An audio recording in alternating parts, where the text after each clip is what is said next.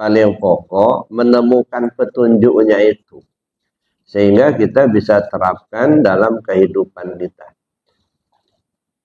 Jangan hanya sekedar kita melihat sebuah cerita tanpa kita mengambil pelajaran dari sebuah cerita itu. Nah, disinilah هل أتى على الإنسان حين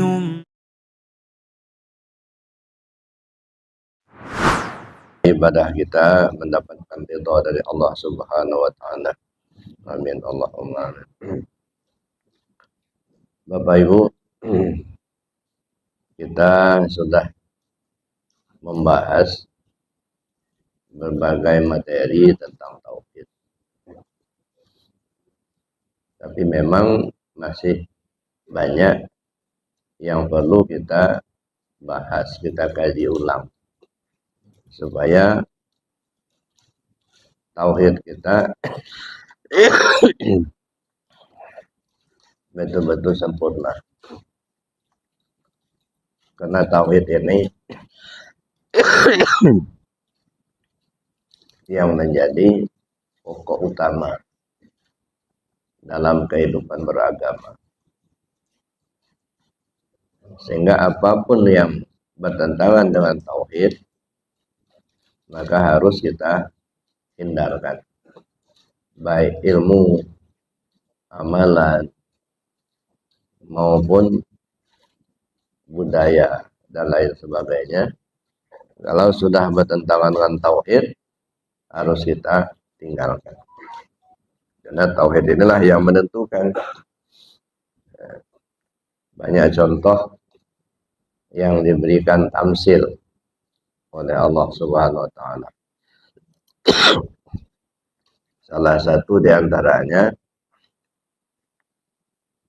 dulu pernah kita cerita bagaimana seorang abid yang begitu rajin ibadahnya, sampai sejadahnya pun dari batu, dan karena sering digunakan untuk ibadah, sampai batu itu jadi cekung. Tapi ketika dia meninggal, malah masuk neraka, bukan masuk surga. Ketika Israel datang mau menjemputnya, dia minta supaya Israel bertanya dulu kepada Allah, apakah kalau saya sudah mati nanti, katanya, surga tingkat berapa tempat saya? Jadi sudah mengklaim seolah-olah sudah nyaman duduk dalam surga. Ya. Allah Maha tahu, lalu dijawab oleh Allah, tempatmu neraka tingkat 7. Kita bertanya-tanya, kenapa orang yang sudah sedemikian banyak ibadahnya, sampai sejadah batu pun sudah jadi cekung, kok bisa tempatnya neraka tingkat 7, bukannya surga tingkat 7? Tapi sebaliknya, nasuha yang sudah membunuh sebanyak 100 orang, maksiatnya banyak, judi, maling, itu pekerjaan harian. Tapi ketika dia mati, malah masuk surga. Nah, ini di mana sebenarnya persoalannya? Kok bisa orang rajin ibadah bisa masuk neraka, orang banyak maksiat kok bisa masuk surga? Kalau orang yang nggak paham, mungkin akan membuat dia frustasi. Ngapain ibadah terus, katanya, kalau pada akhirnya mau masuk neraka? Nasi nasuha banyak maksiat kok bisa masuk surga? Disinilah Bapak Ibu peran daripada tauhid itu. Ya. Si abid bertanya kepada Allah, ya Allah, kenapa saya masuk ke dalam neraka? Padahal saya beribadah yang banyak. dijawab oleh Allah, kamu itu beribadah bukan karena aku, tapi karena surga aku. Nah, jadi artinya akidah tauhidnya itu ya enggak sempurna. Ibadah lahirnya bagus, tetapi akidah di dalamnya itu rusak. Syirik, nah, ya, masih syirik. Jadi amaliyah syariatnya bagus, tapi akidahnya syirik. Tidak duduk di akidah tauhid. Ternyata amaliyah yang banyak itu ditolak. Maka dia masuk ke dalam neraka. Nah, kenapa si nasuha yang banyak maksiat kok bisa masuk surga? Lahirnya dia banyak maksiat, tetapi di batinnya dia hanya tahunya Allah. Ya. Dia tidak bergantung ke yang lain, dia gantungnya ke Allah aja. Artinya itu mengisyaratkan akidahnya akidah tauhid, walaupun amalnya banyak yang maksiat. Nah, disinilah Bapak Ibu yang saya hormati, yang perlu kita cermati. Di satu sisi amaliyah lahirnya bagus, tapi akidah tauhidnya rusak, maka dia masuk neraka. Di sisi yang lain, amaliyah zahirnya banyak yang rusak, tapi akidahnya benar, maka dia masuk surga. Itu artinya yang utama itu adalah akidah tauhidnya itu. Makanya saya katakan, apapun ilmu, apapun amal, apapun budaya, kalau sudah bertentangan dengan akidah tauhid, itu harus kita tinggalkan. Karena tidak akan bernilai yang lainnya itu kalau akidah tauhidnya rusak. Nah, oleh karenanya Bapak Ibu yang saya hormati, nah, kita perlu untuk memperbincangkan lebih dalam tentang akidah tauhid ini. Banyak ayat-ayat Al-Quran yang menjelaskan kepada kita, baik secara isyarat maupun secara langsung, tentang akidah tauhid ini. Kalau secara langsung itu jelas qul huwallahu ahad, Allahus samad, lam yalid wa lam yulad wa lam yakul lahu kufuwan ahad. Itu secara langsung itu menjelaskan Allah itu esa. Ya. Tetapi ada ayat-ayat yang tidak secara langsung menjelaskan tentang tauhid, tetapi secara isyarat itu menjelaskan tentang tauhid. Misalnya ayat yang bercerita tentang Nabi Musa alaihissalam ketika meninggalkan kaumnya di satu waktu, lalu dia kembali kepada kaumnya setelah berpergian, didapatinya kaumnya itu sudah menyembah anak sapi, ya, patung anak sapi, di mana yang disebut dengan ijlah, ya qaumi qad zalamtum anfusakum, wahai kaumku, kata Nabi Musa, kamu sungguh telah menzalimi diri kamu sendiri.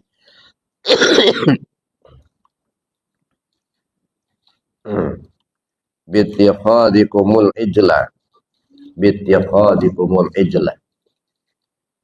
dengan mengambil patung anak sapi sebagai sesembahan. Ya. Jadi ceritanya kan gitu Bapak Ibu. Nabi Musa ini pergi meninggalkan kaumnya beberapa hari, 40-an hari. Kemudian sepeninggalnya Nabi Musa itu ada seorang pengikutnya yang namanya Samiri. Dia ini membuat patung anak sapi dari emas. Nah, kemudian bekas telapak kaki kuda yang ditunggangi oleh Nabi Musa itu diambilnya, lalu dilemparkannya kepada patung dari anak sapi tadi, sehingga patung itu menjadi hidup. Ya. Lalu Samir ini mengajak kawan-kawannya pengikut Nabi Musa ini untuk menyembah patung itu. Nah, lalu berduyun-duyun mereka banyak yang sudah menyembah patung tersebut. Bittikhadhikumul ijla, dengan mengambil ya patung anak sapi itu sebagai sesembahan. Fataba alaikum. Jadi kata Nabi Musa, kamu sudah ya berzalim kepada dirimu. Wa idza qala Musa liqaumihi ya qaumi innakum zalamtum anfusakum bittikhadhikumul ijla. Fatubu ila bariikum faqatulu anfusakum dzalikum khairul lakum inda bariikum fataba alaikum innahu huwat tawwabur rahim. Ini di dalam surah Al-Baqarah ayat 54. Ingatlah ketika Musa berkata kepada kaumnya, wahai kaumku, sesungguhnya kamu telah menganiaya dirimu sendiri karena kamu telah menjadikan anak sapi sebagai sesembahanmu. Maka bertaubatlah kepada Tuhan yang menjadikan kamu dan bunuhlah dirimu. Hal itu adalah lebih baik bagimu pada sisi Tuhan yang menjadikan kamu. Maka Allah akan menerima taubatmu. Sesungguhnya dialah yang maha penerima taubat lagi maha penyayang. Nah, ini kan kisah. Jadi Bapak Ibu yang saya hormati, Al-Quran itu pertama perlu kita pahami bahwa Al-Quran itu adalah hudan linnas, petunjuk buat manusia. Satu. Yang kedua, Al-Quran itu disampaikan dengan menggunakan beberapa gaya bahasa. Ada bersifat amar, perintah. Aqimus shalah itu perintah. Ada yang bersifat nahi, larangan. La taqrabuz zina, itu larangan. Ada yang bersifat insya'iyah, harapan. Ya. Rabbana la tuzigh qulubana ba'da idh hadaitana, dan seterusnya. Ada yang sifatnya khabariyah, cerita. Banyak, ada cerita Nabi Musa membelah laut, ada cerita Nabi Musa memukul tongkatnya, memukulkan tongkatnya ke batu. Cerita tentang yang ini, ya, kaum Nabi Musa menyembah patung. Ada cerita Ashabul Kahfi dan lain sebagainya, termasuk cerita Isra Mi'raj. Ada yang sifatnya wa'ad dan wa'id, janji baik dan buruk. Apapun modelnya, semuanya itu adalah huda, petunjuk. Ya. Nah, saya pikir inilah yang paling pokok, menemukan petunjuknya itu. Sehingga kita bisa terapkan dalam kehidupan kita. Jangan hanya sekedar kita melihat sebuah cerita tanpa kita mengambil pelajaran dari sebuah cerita itu. Nah, disinilah Sultan Aulia mengatakan bahwa Al-Quran itu punya makna yang berlapis-lapis. Ya, semakin dalam kita pahami, semakin bermakna bagi kehidupan kita. Nah, kalau kita hanya memahaminya secara zahirnya saja, secara dangkal, ya mungkin kita hanya melihat sebuah cerita seperti ayat ini tadi. Tapi ketika kita telusuri, ya, melalui pemahaman, Masya Allah, itu luar biasa. Ya. Oleh karenanya, Bapak Ibu, perlu kita pahami lebih jauh apa yang dimaksud oleh ayat tadi. Wa idz qala Musa liqaumihi ya qaumi innakum zalamtum anfusakum bittikhadikumul ijla. Fatubu ila barikum faqtulu anfusakum dzalikum khairul lakum inda barikum fataba alaikum innahu tawwabur rahim. Ketika Musa alaihissalam berkata kepada kaumnya, ya qaumi, wahai kaumku, innakum zalamtum anfusakum, sesungguhnya kamu telah menzalimi diri kamu sendiri. bittikhadikumul ijlah, dengan mengambil anak sapi sebagai sesembahan. Fatubu ila barikum, maka bertobatlah kamu kepada Tuhanmu. Faqtulu anfusakum, bunuhlah dirimu. Zalikum khairul lakum, itu lebih baik buat kamu. Inda barikum, di sisi Tuhan. Fatabu alaikum, maka Tuhanmu akan menerima taubat. Innahu wa tawwabur rahim, sesungguhnya Allah Maha penerima taubat lagi Maha penyayang. Itu cerita Nabi Musa tentang dengan kaumnya. Khawatirnya kita ini Pak, yang seperti ini. Ya. Qad zalamtum anfusakum bittikhadikumul ijlah. Kamu telah zalimi diri kamu dengan mengambil patung anak sapi sebagai sesembahan. Nah, kalau cerita Nabi Musa ini kan patung anak sapi tadi yang dibuat oleh si Samiri, ya, dari emas, tapi atas takdir Allah emas patung anak sapi itu jadi hidup. Nah, itu yang jadi sesembahan mereka. Artinya menyembah, ya, sesuatu benda yang dianggap hidup padahal sebenarnya dia tidak hidup. Mana yang sesembahan yang dianggap hidup padahal sebenarnya tidak hidup? Ini jasad kita ini. Nah, kalau saja kita merasakan, meyakini bahwa jasad kita inilah yang hidup, jasad kita inilah yang kuasa, jasad kita inilah yang berilmu, jasad kita ini yang punya kehendak, sama aja kita nyembah patung, Pak. Ya, itu kaumnya Nabi Musa menyembah patung anak sapi. Nah, pertanyaannya, kita ini sudah nyembah Allah apa masih nyembah patung? Nah, ini ya. Ngaku-ngaku kita yang kuasa, ngaku-ngaku kita yang berilmu, kita yang melihat, kita yang mendengar, kita yang punya kehendak. Nah, pengakuan-pengakuan kita bahwa kita inilah sebenarnya yang punya sifat-sifat tersebut, itu sama saja kita masih menyandarkan keyakinan kita kepada sebuah patung. Nah, itu ibaratnya kaum Nabi Musa menyembah patung anak sapi, ya, di zaman Musa. Tapi untuk pelajaran buat kita, menyembah artinya menjadikan sesuatu sebagai sesembahan.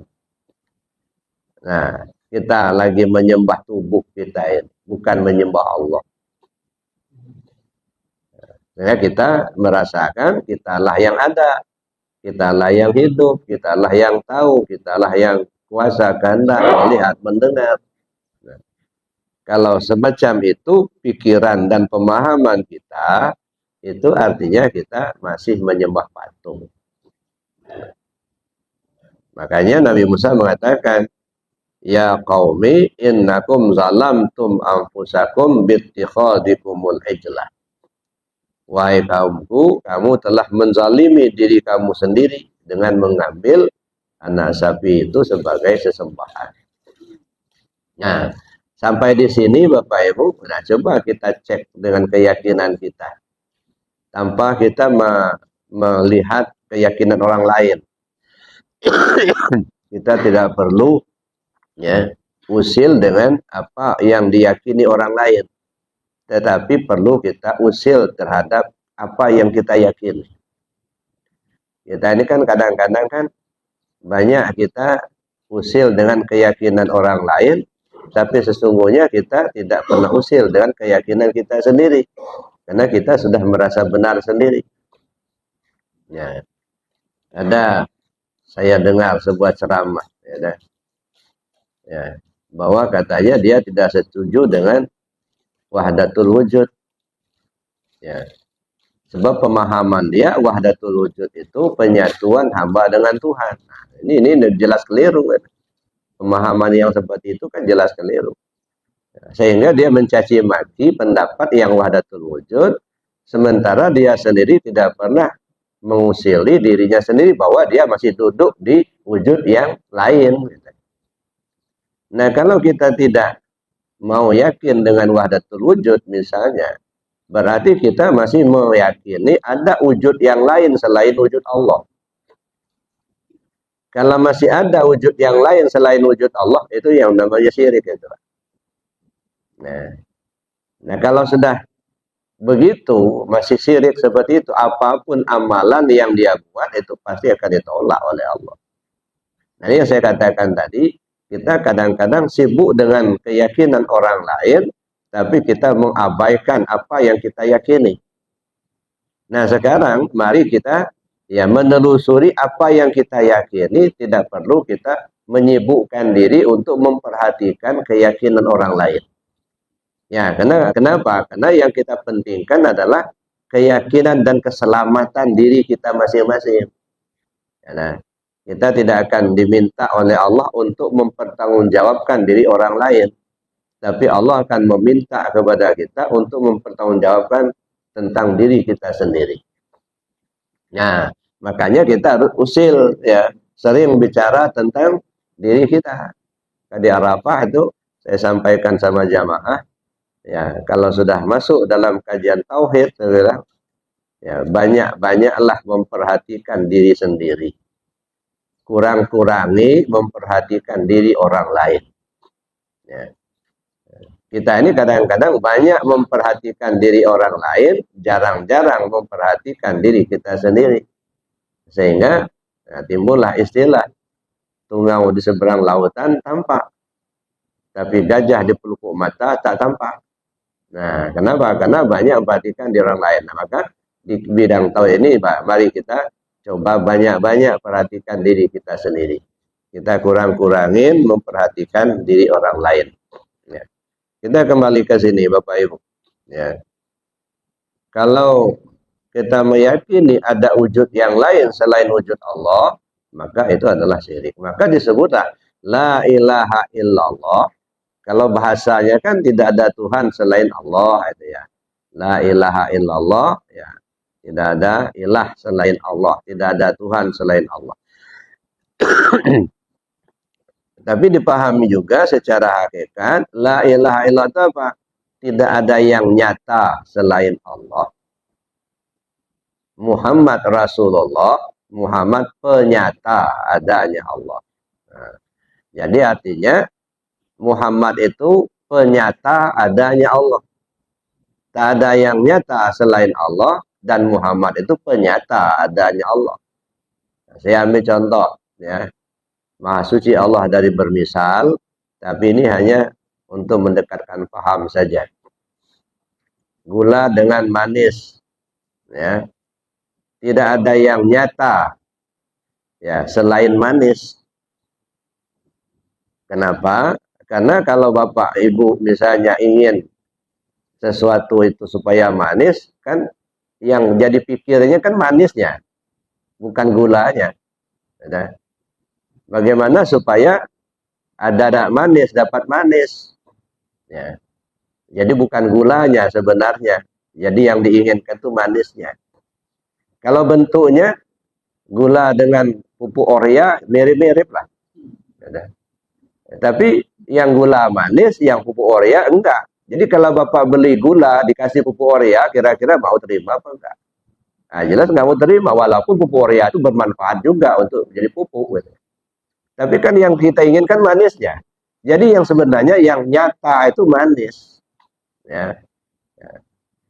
Tetapi manis ini tak tampak. Yang tampak kan gula. Maka gula itu penyata adanya manis. Yang manis itu disebut zat, zatnya gula, sedangkan gula itu sifatnya manis. Jadi zat dan sifat. Jadi sifat itu menyatakan adanya zat. Maka disebut dengan la ilaha illallah, tidak ada yang nyata selain Allah. Karena yang tampak oleh kita itu dalam kajian hakikat hanya Allah lah yang kuasa, Allah lah yang hidup, Allah lah yang tahu. Tetapi kan Allah itu tidak tampak tanpa Muhammad penyata adanya Allah. Jadi yang tampak itu adalah Muhammad. Ya, sama dengan ibaratnya gula dengan manis, yang tampak itu yang kelihatan secara lahirnya ya gula. Tapi sesungguhnya yang kita inginkan manisnya. Maka ya tidak ada yang nyata sebenarnya ya selain yang manis itu. Tetapi tidak tampak manis itu tanpa gula. Nah, itulah gambarannya Bapak Ibu. Ya. Oleh karena itulah maka kita perlu duduk di wahdatul wujud. Ada wujud yang satu, wujudnya Allah saja. Maka disebut adalah maujud illallah. Yang maujud ini hakikatnya enggak ada. Yang ada itu Allah. Gitu ya. Ya, bukan Allah itu yang dijadikan, bukan. Yang dijadikan, yang maujud ini kan yang dijadikan. Nah, yang disebut dengan alam. Alam itu kan masih Allah. Selain Allah itu kan alam. Ada surga, ada neraka, ada aras, ada kursi, ada bumi, ada langit, bulan, bintang, matahari. Semuanya alam semua. Ada manusia, ada binatang, ada tumbuhan, ada jin, ada malaikat. Itu alam semua. Ya, yang itu yang disebut dengan maujud, yang dijadikan. Ya, jadi hakikatnya yang dijadikan itu enggak ada. Maka disebutlah maujud illallah. Tidak ada yang maujud yang dijadikan itu enggak ada, yang ada hanya Allah Subhanahu wa taala. Kenapa? Karena yang maujud ini adalah wujud bayangan. Dia bukan wujud asli. Nah, kalau wujud bayangan yang sebenarnya yang ada itu ya wujud aslinya. Ya contohnya gini nah ini kan bayangan nih. Ini bayangan. Bayangan ini hakikatnya enggak ada. Yang ada kan pemilik bayangan. Ya, tangan saya ini. Nah, ini yang aslinya. Bayangannya enggak ada. Kenapa? Kayak kalau tangannya enggak ada kan bayangan kan enggak ada. Ya. Maka manusia ini khususnya tidak berdiri sendiri, Pak. Kita bukan dijadikan oleh Allah yang terpisah dari Allah. Ya. Mulai dikatakan ya manusia ini sebagai apa ya? Sebagai manifestasi lah. Ya. Ya, perwujudan Allah Subhanahu wa taala. Penampakan. Kita cek. Bapak Ibu hidup apa mati sekarang? Hidup.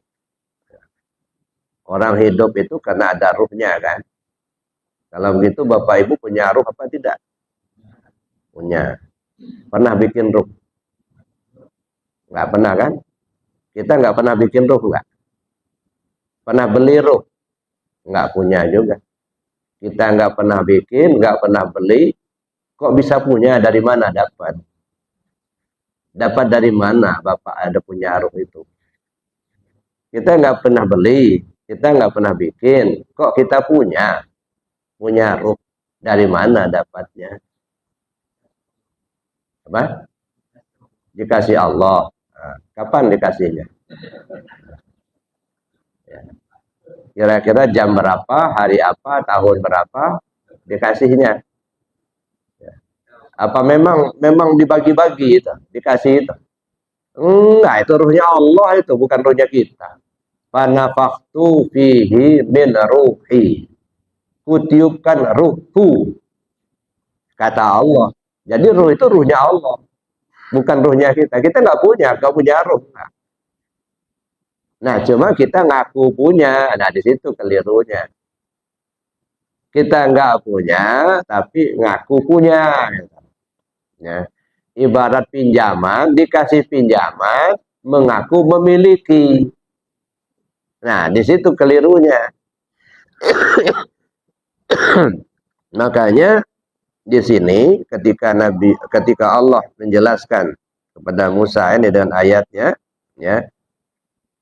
Wa idz qala Musa liqaumihi, ketika Musa berkata pada kaumnya, ya qaumi, wahai kaumku, innakum zalamtum anfusakum, sesungguhnya kamu telah zalim kepada dirimu sendiri, bittikhadikumul ijla, dengan mengambil patung anak sapi sebagai sesembahan, fatubu ila bariikum, maka bertaubatlah kamu kepada Tuhan.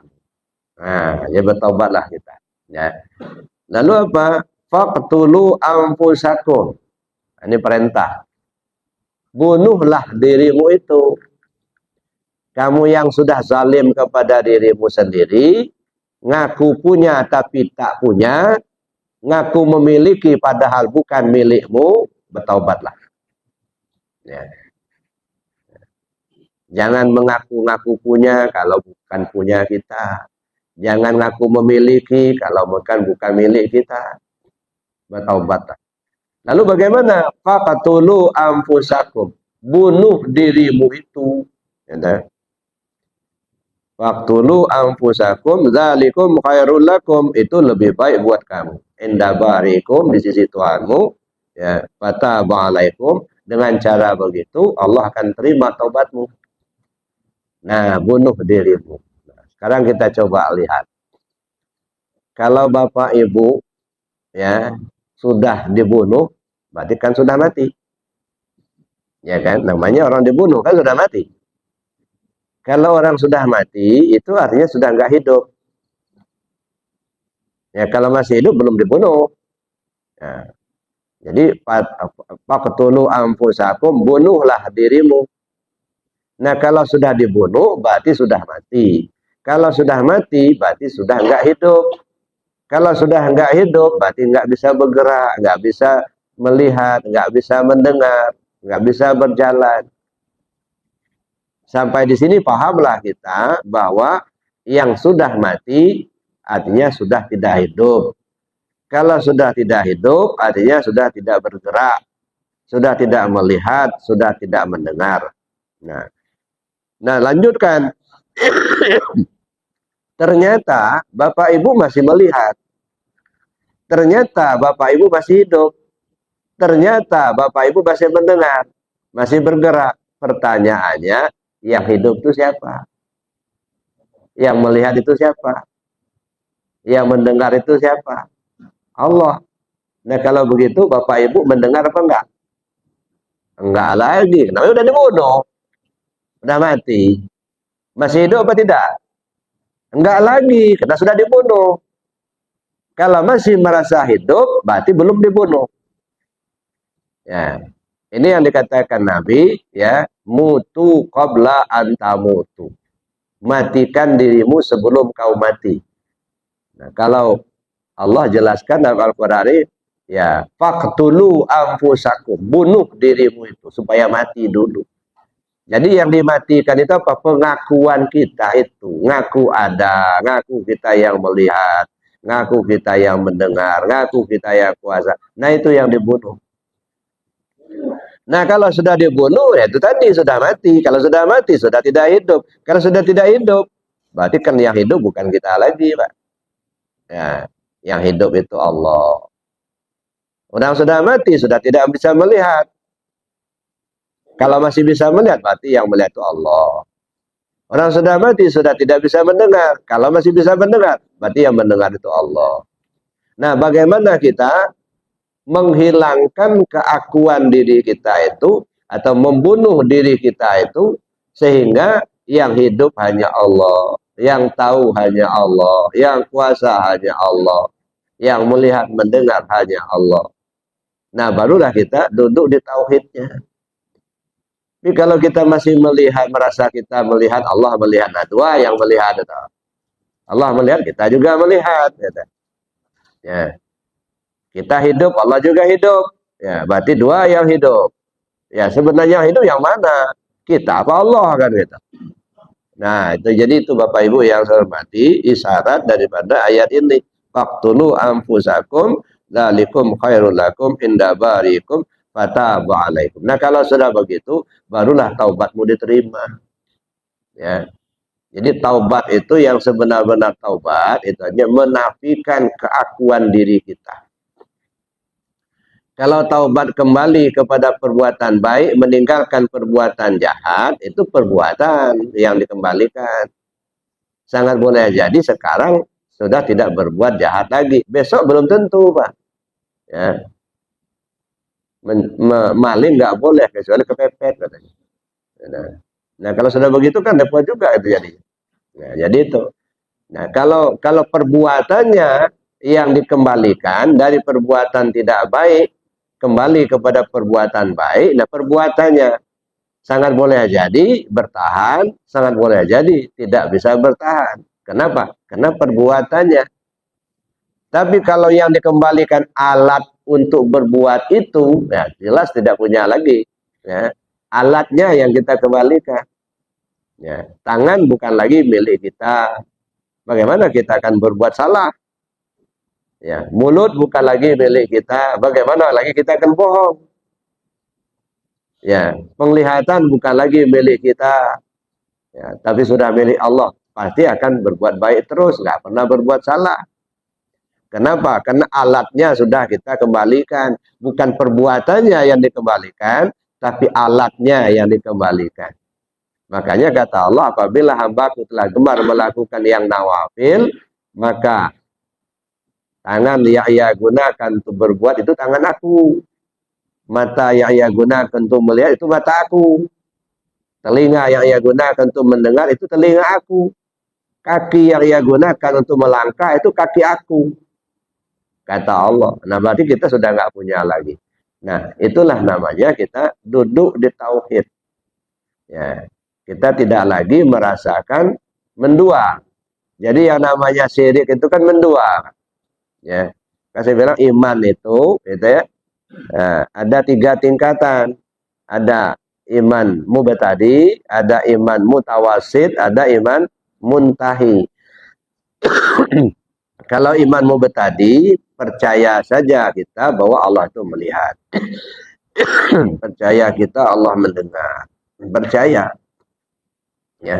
Kalau ini masih mampir di otak, belum masuk ke hati. Ya. Percaya Allah melihat, percaya Allah mendengar, percaya. Ya. Cuman tidak merasa dilihat. Nah, kita percaya polisi itu ada. Cuman kan kita merasa tidak bersama polisi. Akhirnya perbuatan terlarang bisa saja dilakukan karena nggak dilihat sama polisi. Cuman kita percaya polisi itu melihat. Percaya kita polisi itu punya kuasa. Cuman entah di mana polisi itu, gitu. Cuman kita percaya aja. Nah begitulah gambarannya. Kita percaya Allah melihat. Percaya Allah mendengar. Ya, kan? Tapi dia tidak merasa dilihat oleh Allah. Maka maling dikerjakan juga. Percaya dia Allah itu mendengar, tapi kan dia tidak merasa didengar Allah, maka bohong diomongin juga. Sehingga bohongnya berlapis-lapis, Pak. Bohong pertama, kemudian nutupi bohong pertama, berbohong lagi yang kedua. Nutupi bohong yang kedua, lakukan lagi bohong yang ketiga. Jadi berbohongnya berlapis-lapis. Nah, tapi kalau sudah dikembalikan, sudah nggak ada alat lagi untuk kita berbuat bohong. Jadi yang disebut dengan taubat itu mengembalikan alatnya itu. Maka disebutlah faqtulu anfusakum. Kuncinya bunuh dirimu. Ya, kalau mau bertaubat yang sebenarnya. Ya. Jadi bunuhlah dirimu, bunuh keakuan dirimu itu. Fataba alaikum. Ya. Fatubu ila barikum faqtulu anfusakum zalikum khairul lakum inda barikum. Fataba alaikum, maka Allah akan menerima taubat kamu. Jadi itu Bapak Ibu yang saya hormati, itu yang pertama. Jadi percaya Allah melihat, percaya Allah mendengar. Nah di sini saja masih mendua kan. Ada yang melihat, ya kita merasa juga di sisi lain kita ada. Gitu. Nah yang kedua sudah lebih fokus. Bukan saja percaya Allah melihat, tetapi merasa dilihat Allah. Nah, bukan saja percaya Allah mendengar, tapi merasa didengar Allah. Nah, walaupun misalnya contohnya tadi, kita percaya polisi itu melihat. Ya, tapi kalau karena kita merasa polisinya tidak bersama kita, ya semaunya kita saja berbuat kesalahan. Tapi kalau kita merasa seolah-olah dilihat polisi, nah ini nggak mau kita melakukan kesalahan. Kita sebagai anak buah misalnya, ya diperintahkan atasan kita untuk melakukan satu proyek, satu pekerjaan. Ya, atasan kita itu ada di Jakarta, kitanya ada di Lampung, umpama gitu ya. Tapi merasa diperhatikan atasan, merasa dilihat oleh atasan, merasa kita didengar oleh atasan, ya, diawasi terus. Pasti perbuatan yang kita lakukan akan kita usahakan supaya bagus. Kenapa? Karena merasa dilihat tadi. Bukan percaya atasan melihat. Ya, tapi merasa dilihat, merasa didengar. Nah, untuk tingkat ini saya pikir nggak masalah ya, karena makomnya di situ. Ya. Tetapi kalau kita bicara urusan tauhid, ini masih syirik, Pak. Ya, dua-duanya itu masih syirik. Kenapa masih syirik? Yang pertama, ya percaya Allah melihat, percaya Allah mendengar. Di satu sisi dia percaya adanya Allah, tapi di sisi lain dia yang meyakini adanya dirinya. Berarti dua wujud. Wujudnya Allah, wujudnya diri kita. Satu, ya, makanya dua wujud masih syirik. Yang kedua, merasa dilihat. Ya, ini maka saya bilang tadi di makom ini mungkin nggak masalah. Kenapa? Karena dia masih di makom itu yang ya seolah-olah merasa dilihat, muraqabah. Dalam bahasa tasawuf disebut muraqabah, ya, merasa dilihat, merasa didengar. Tapi kalau dilihat dari sudut tauhid, ini juga masih syirik, Pak. Ada yang melihat, ada yang dilihat, ada yang mendengar, ada yang didengar. Nah, itu kan masih mendua juga. Nah, yang namanya syirik itu kan mendua.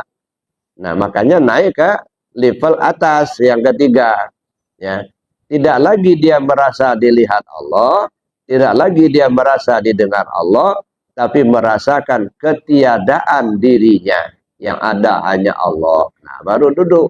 Ya. Merasakan ketidakadaan kita.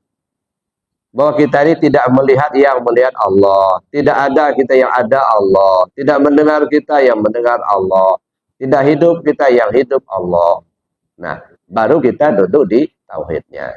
Jadi Bapak Ibu yang saya hormati, oleh karenanya, ya kuncinya tadi, faqtulu anfusakum. Bunuh dirimu itu. Mudah-mudahan kita diberi petunjuk oleh Allah Subhanahu wa taala. Amin. Saya kira demikian materinya pagi ini. Ya, mungkin kalau masih ada waktu kita lanjut dengan diskusi. Sementara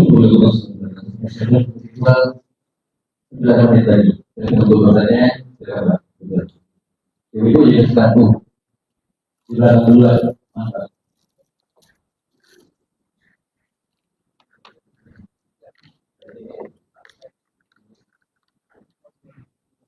Assalamualaikum. Ya, apa yang saya ketika seseorang itu berbicara,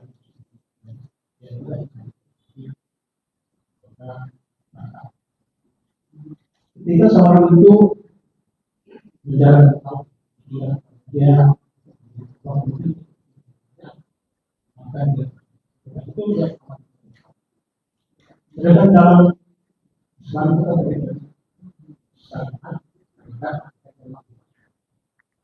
Jadi syariat itu adalah mengatur tentang manusia. Sama manusia kita ada ketika seorang sudah bersyariat, kemudian dia beriman. Sudah beriman, ya. Nah, kalau apa yang gue katakan saya bisa dilakukan, oh, kemudian kita ambil dengan ketika kita sama dengan manusia, terhadap apapun kita kenal akan batal menurut saya pernah terjadi. Jadi ada terkaitan semua syariat seperti Islam, iman itu harus sama. Karena Rasulullah bertanya, mengatur tentang apa namanya pembagian semua. Ketika itu tidak dijalankan, jadi belum muslim. Itu yang pertama. Kemudian yang kedua, ketika seorang itu belum begitu belum tahu dengan Islam, kemudian dia belajar. Setelah asik bersikap siapa dia merasakan luar biasa. Sehingga dia terlena. Kalau dia tidak bersikap itu merasakan, sehingga dia menuhankan ketenangan itu. Sedangkan jaminan tergabung orang lain bersikap itu dia melihatkan belum tentu dia tahu. Perjalanan marifat itu sungguh panjang. Nah, apakah orang yang selalu berzikir dengan ketenangan itu mengatakan bahwa marifat kepada Allah? Apakah itu tidak sering? Terima kasih. Assalamualaikum. Coba minta dipertegas yang pertanyaan terakhir. Ya kita sekarang berzikir. Kita belum belajar dasarnya. Kemudian kita berzikir apa itu, baru itu akan puasa tadi. Allah masih tenang dia. Nah, Allah apa? Saya dia sudah. Karena orang yang seperti dia memikirkan karena saya itu adalah berdoa. Nah, jadi maksud saya, ketika Allah memberikan ketenangan kepada hamba, dia menganggap bahwa dia sudah mengikat kepada Allah. Padahal tidak ada jaminan orang yang berpikir, orang yang memang itu kenal Allah. Hanya Allah memberikan, Allah berpikirlah itu. Allah itu memberikan ketenangan kepada Allah. Bukan berarti dia mengikat kepada Allah. Allah dia itu berikan ketenangan. Apakah itu yang membuat ketenangan itu? Ya, Terima kasih. Itu Bapak sudah tahu itu amal syariat, mana tarekat, mana hakikat, mana ma'rifat. Ya. Terpilah enggak yang namanya syariat itu wilayah mana? Ya, yang tarekat itu wilayah mana? Yang hakikat wilayah mana? Yang ma'rifat wilayah mana? Jangan segabung, Pak. Banyak kita ini kan segabung, gitu. Campur aduk disitulah, gitu ya. Ya. Kalau yang namanya syariat itu aturan, ya. Nah sekarang begini, Bapak punya istri Bapak itu patuh betul sama Bapak, ya. Apa yang diminta sama istri Bapak itu Bapak kasih.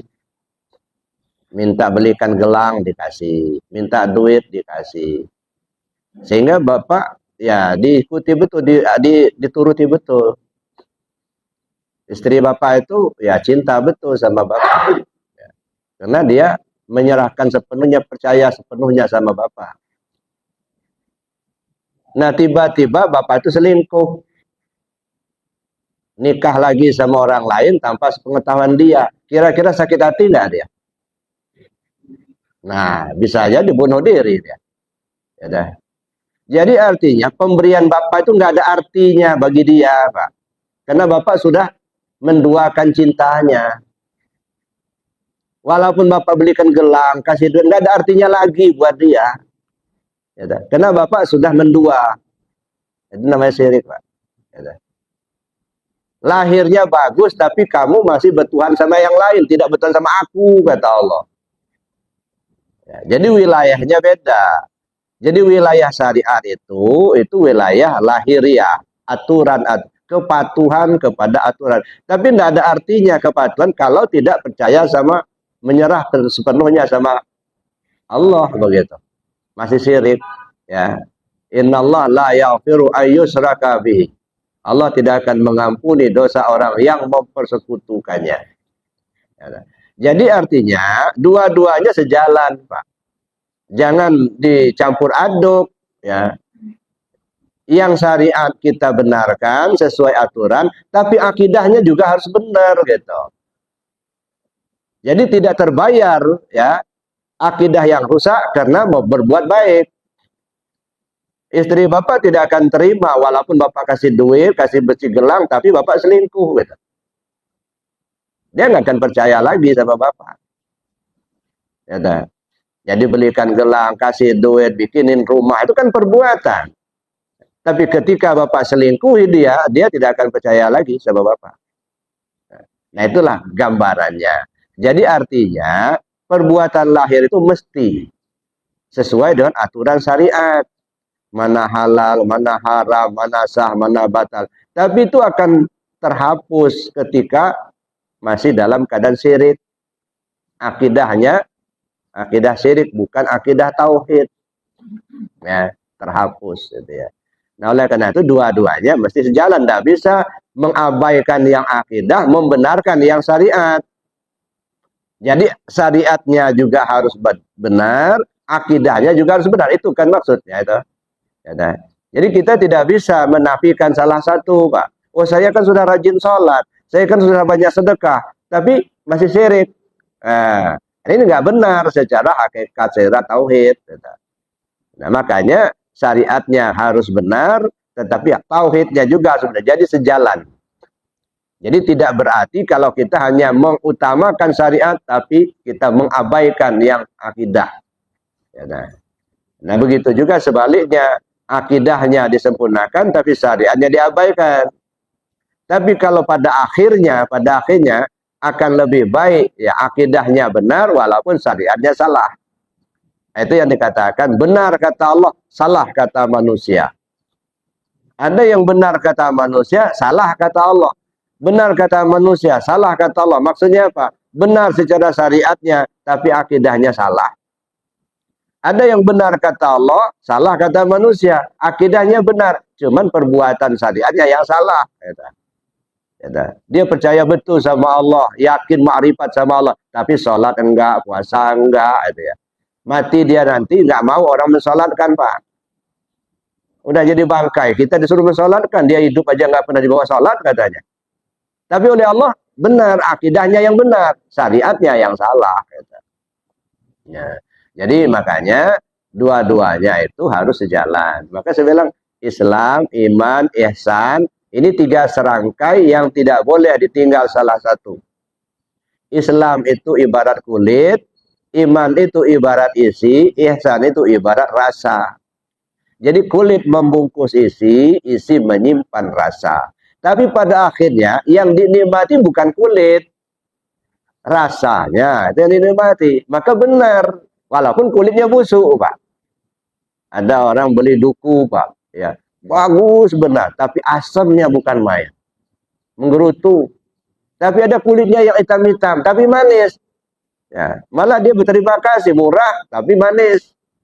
Berarti yang dikejar itu rasanya itu. Ya, cuman kalau bisa kita hidup di dunia jangan hanya mengutamakan akidahnya, syariatnya juga. Karena itu hablum minan nasnya, gitu. Nah, itu Pak.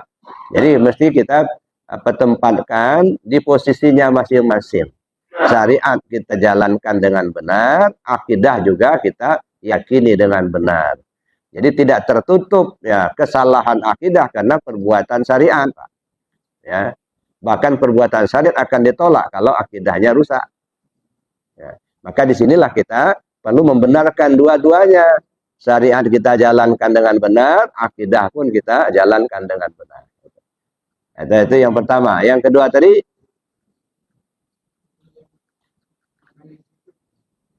nah sekarang Allah bizikrillah tatmainnul qulub. Yang Bapak maksudkan tenang itu seperti apa?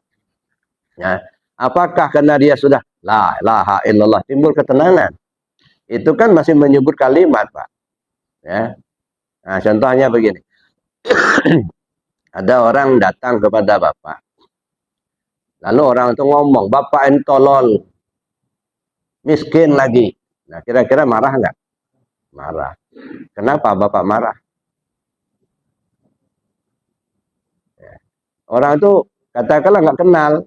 Datang ke Bapak. Bapak ini tolol. Miskin lagi, katanya. Bapak marah.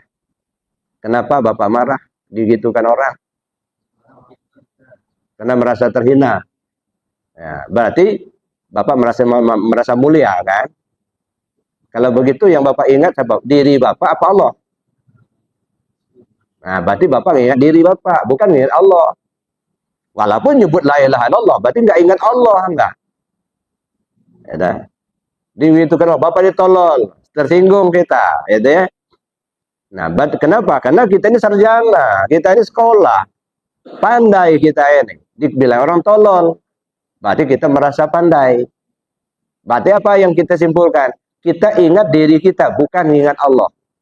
Kata Allah, ala bizikrillah tatmainnul qulub. Ketahuilah dengan mengingat Allah, hatimu tenang. Nah, coba kita ingat Allah. Bapak ini tolol. Benar, yang pintar itu Allah. Manusia nggak ada yang pintar, Pak. Tolol semua manusia ini. Nah, contohnya, ini warna apa? Hitam. Ya dah. Bapak tahu ini hitam dari mana? Nah, dikasih tahu Allah kan? Kalau begitu yang berilmu itu siapa? Bapak apa Allah? Nah, wa 'allama Adamal asma'a kullaha. Sebelum dikasih tahu kan kita nggak tahu. Ya dah. Apakah ini warna hitam apa bukan? Nggak tahu sebelum dikasih tahu sama Allah. Apakah ini meja apa bukan? Nggak tahu. Tapi begitu dikasih tahu sama Allah, oh ini namanya meja, ini namanya warnanya hitam. Allah yang ngasih tahu. Menjadi tahulah kita. Nah kalau begitu yang berilmu itu siapa? Allah. Kalau nggak dikasih tahu Allah kan nggak tahu kan kita. Berarti kita ini tolol. Nah jadi kalau ingat Allah, Allah lah yang pintar, Allah lah yang nah baru tenang. Bapak ini tolol. Alhamdulillah kamu sudah tahu saya tolol. Nah, agak tenang. Ya. Kenapa? Karena ingat Allah gitu. Tapi kalau tidak ingat Allah, ya itu tadi yang terjadi, Pak. Marah-marah, golok yang keluar. Nah, ada. Kenapa? Yang kita ingat diri kita, gitu. Jadi jangan dipahami zikir itu cuma nyebut kalimat la ilaha illallah. Jangan dipahami zikir itu cuma hanya baca Al-Quran, enggak. Kalau betul-betul sudah ingat Allah, Bapak enggak perlu ingat lagi, Pak. Ya. Ini maaf kalau sudah agak ke atas ya. Az-zakir wal mazkur. Yang mengingat itulah sebenarnya yang diingat. Bapak nggak bisa ingat nggak? Pakai apa kita ingat Allah? Fasilitas yang kita pakai punya dia semua. Kita bisa ingat karena kita ada hidup. Hidup itu hayat Allah.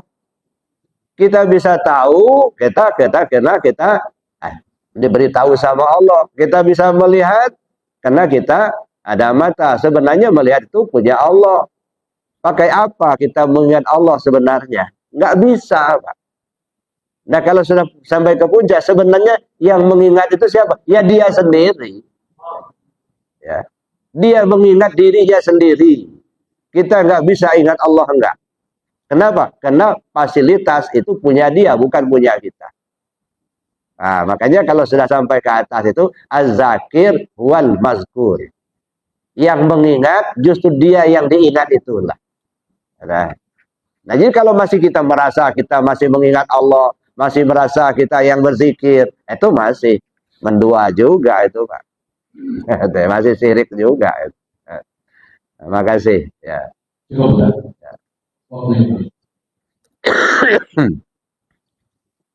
Masih ada? Habis? Hah?